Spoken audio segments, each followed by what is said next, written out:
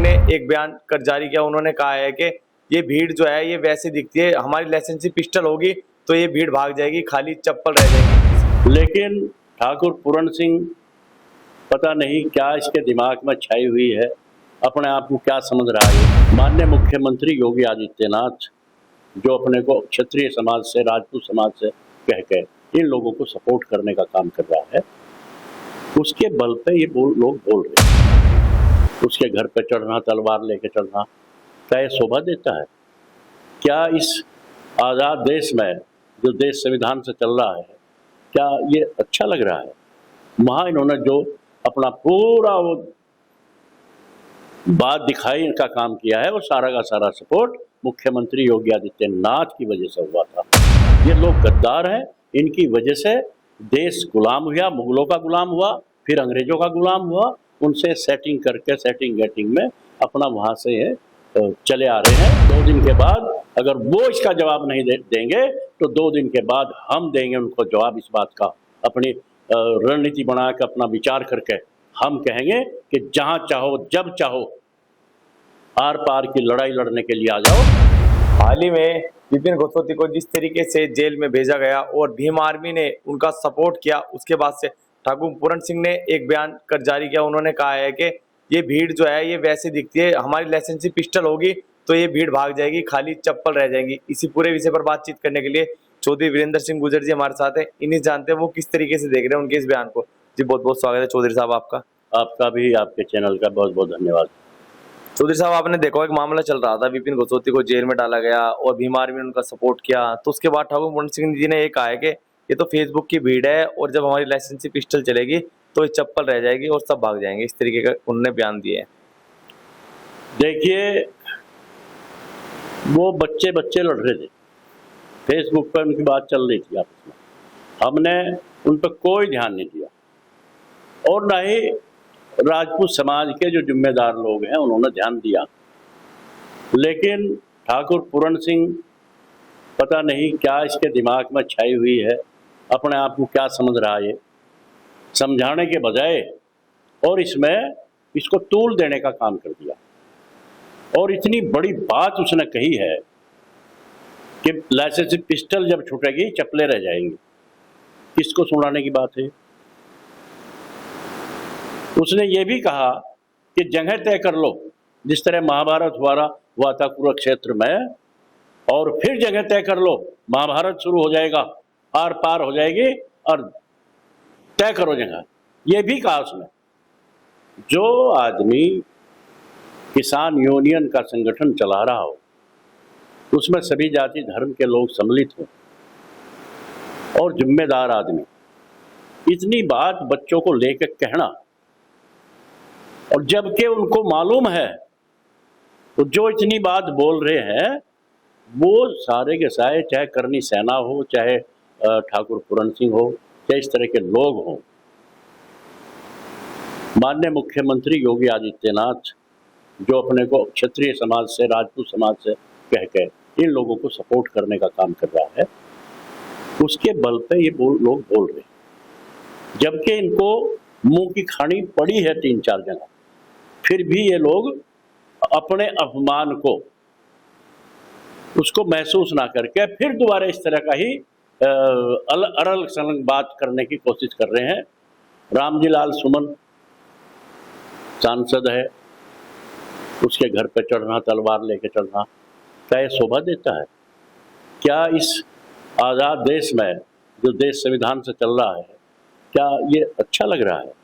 वहाँ इन्होंने जो अपना पूरा वो बात दिखाई, इनका काम किया है, वो सारा का सारा सपोर्ट मुख्यमंत्री योगी आदित्यनाथ की वजह से हुआ था।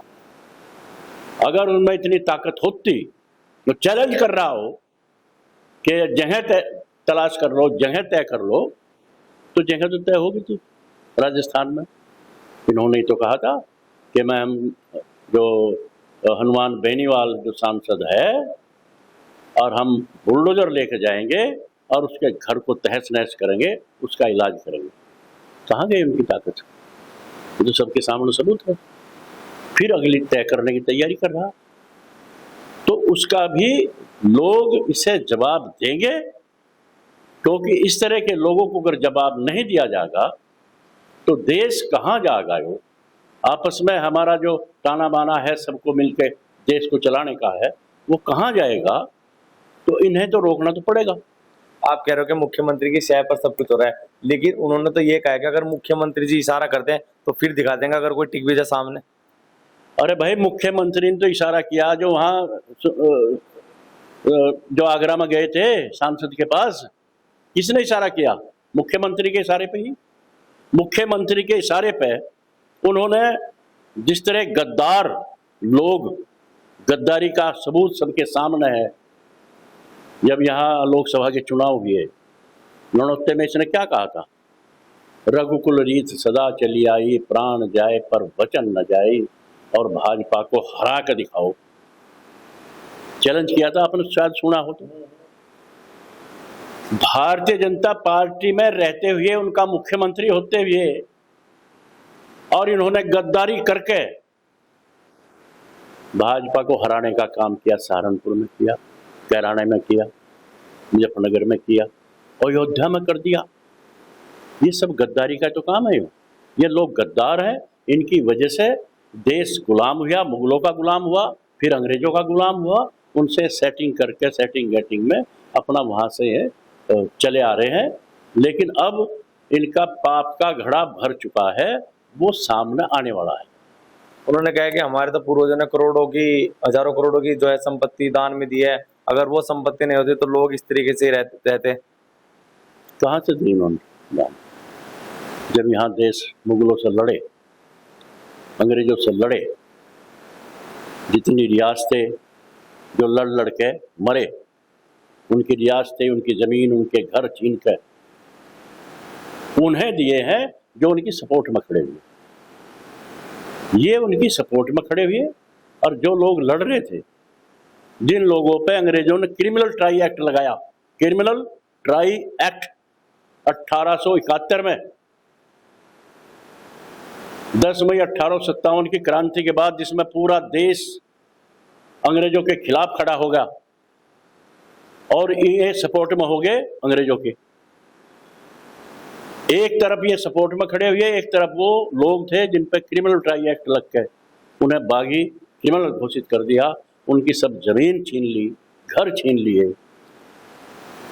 वो नदी नालों में जाकर वहाँ जान बचाई उन्होंने, वहाँ से नदी नालों में रह के देश के खिलाफ लड़ाई लड़ी। तो वो चीज़ इन पर आई सारी। ये कह रहे कि हम रजवाड़े थे, हमारे ये थे। अरे भाई, रजवाड़े थे अगर आपके, तो अंग्रेज क्या कर रहे थे यहाँ? 200 साल अंग्रेज रहे यहाँ, 200 साल तक अंग्रेजों को गुलाम देश रहा, तो इन पर रजवाड़े कहाँ से आ गए? ये तो उनकी वहाँ लिपा पोती कर रहे थे, लिपा पोती करके हमारे लोगों पर लठ बजा रहे थे। राजपूत रेजिमेंट को लेकर रेजिमेंट बनाई इनकी, वही रेजिमेंट हम लोगों को जो देश की लड़ाई लड़ रहे थे उन्हें तबाह करने का काम कर रहे थे। तो उनकी चाटुकारी कर रहे थे, आगे पीछे घूम रहे थे। ऐसे ही मुगलों के आगे पीछे घूमे, ऐसे ही यहाँ अंग्रेजों के आगे पीछे घूमे हैं। तो वही आज इन्हें लालसा कर रहे हैं। और तभी ये कभी सुमन लाल जी सांसद के खिलाफ, कभी हनुमान बेनीवाल के खिलाफ, कभी भीम आर्मी के खिलाफ, अब ये गुर्जरों को भी चैलेंज कर रहे हैं। गुर्जरों को चैलेंज की उनसे बात हुई तो उन्होंने कहा गुर्जर और राजपूतों का तो बहुत अच्छा भाईचारा है। ये तो कुछ नेता जो हैं अपनी सियासत गरमा रहे हैं और उनका इलाज करेंगे हम। तो जो नेता अपनी चमका रहे हैं सियासत को, गुर्जर और राजपूत तो भाई है, पुराने टाइम से भाईचारा है उनका। तो और हम तो कह रहे हैं भाईचारा है, तो भाईचारा क्यों नहीं निभा रहे हो? भाईचारा निभाओ ना। उन्होंने चैलेंज किसे कहा? चैलेंज तो हमें तो किया है कि जब चाहो जहां जाओ। हनुमान बेनीवाल के पास तो ये गए नहीं, आगरा ये करके आए अपना काम सारा। अब किसको चैलेंज किया है? ये हमारे गुर्जर सम्राट मिहिर भोज पे काली खुतवा रहे, हमारे इतिहास को छीनने का काम कर रहे। तो किसे चैलेंज कर रहे? अगर हमारा भाईचारा है तो आओ सामने बैठ कर भाईचारा करो। चैलेंज क्यों कर रहे कि वहां कुरुक्षेत्र में चलो और आर पार की लड़ाई लड़ेंगे वहां से? उन्होंने कहा है कि वहीं से पता चल जाएगा कि इतिहास किसका है जब रणभूमि में होगा। तो मैं वीरेंद्र गुजर गांव मीरकपुर ने चैलेंज स्वीकार किया है और ये कहा है 2 दिन में हमें इसका जवाब दे दें आप। जगह कहाँ है, तारीख क्या है, और हम सब भारत की जनता सभी को कह राज्य में पाड़ा खींचा जाएगा। एक तरफ तो गद्दार खड़े हैं जिन्होंने देश को गुलाम किया, मुगलों के गुलाम करवाया, अंग्रेजों के गुलाम करवाया।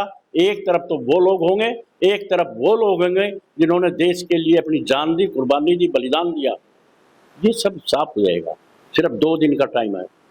2 दिन के बाद अगर वो इसका जवाब नहीं देंगे तो 2 दिन के बाद हम देंगे उनको जवाब इस बात का। अपनी रणनीति बना के, अपना विचार करके हम कहेंगे कि जहां चाहो जब चाहो आर पार की लड़ाई लड़ने के लिए आ जाओ, या संविधान के दायरे में लड़ लो, या फिर आर पार जिस तरह तुम तलवार दिखा के डराने की कोशिश कर रहे, इतिहास छीनने की कोशिश कर रहे, इतिहास को खत्म करने की कोशिश कर रहे हैं, अब यह होने वाला नहीं है। हमने चैलेंज किया है उनको इस बात का, चाहे तो बैठ के इतिहास में बात कर लें, जिसका इतिहासकार बताओगे जो लिखा हुआ है, और ये भी बताओगे कि देश में गद्दारी किसने की, मुगल यहां आए किसकी वजह से आए, अंग्रेज यहां आए किसकी वजह से आए।